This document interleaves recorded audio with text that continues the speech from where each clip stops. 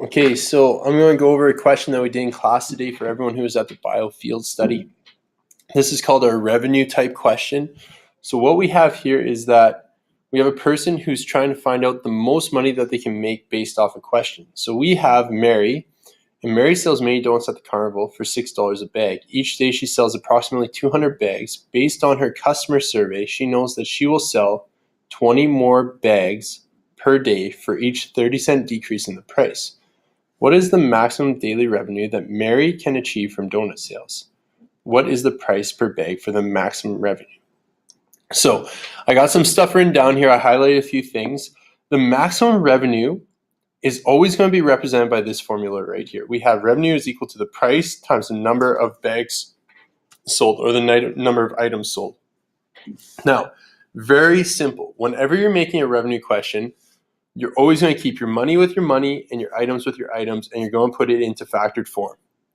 So this is what I've done here. I had that we started at $6 a bag. I subtract 30 cents every decrease, so that's why I put an X with it. Then the number of bags that she's selling, it started at 200, and she's going to increase by 20 bags every decrease in price that there is. So she adds 20 bags every time she takes away 30 cents. Now we're going to make this like table of value sort of thing, and we can graph all these points, and it actually makes a little parabola. Now, the easiest way to remember this is money always goes with money and items always goes with items. And if you put it in factored form, this is always going to work. Your maximum revenue comes from your vertex. Very simple. So you're good.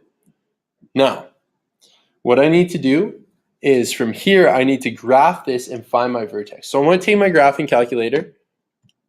I got to put my window in. So one of the things I did for my window is I go y is equal to m times n to find my y-intercept, and then I add a little bit to my y-intercept. That's kind of my starting point for where I should set my window to. So if I look at this, 6 times 200 would be 1,200. That would be my y-intercept. So I said let's go 2,000 so I can see a little bit above it, and hopefully we'll get a nice graph. Well, let's trace this, and I do. Now, if I want to find the max revenue, I just need to trace the vertex. So I go second trace maximum. I want to go left bound, hit it, right bound, hit it, hit enter, and we got that right here. Perfect. So now the maximum happens after 5 decreases in price, and I get a maximum money amount made of $1,350. Perfect. That's my profit. So now if I want to know the actual price that a donut was sold for, I have to take her starting value, subtract 5 30-cent decreases, which is $1.50 away from it, and that would give me a price of $4.50 per donut. Now, to get this maximum revenue, I would do the same thing over here. I would take 200 plus 20 times 5 decreases, so that's 100. 200 plus 100, that gives me 300. So if I multiply these two together, I should get this maximum revenue right there.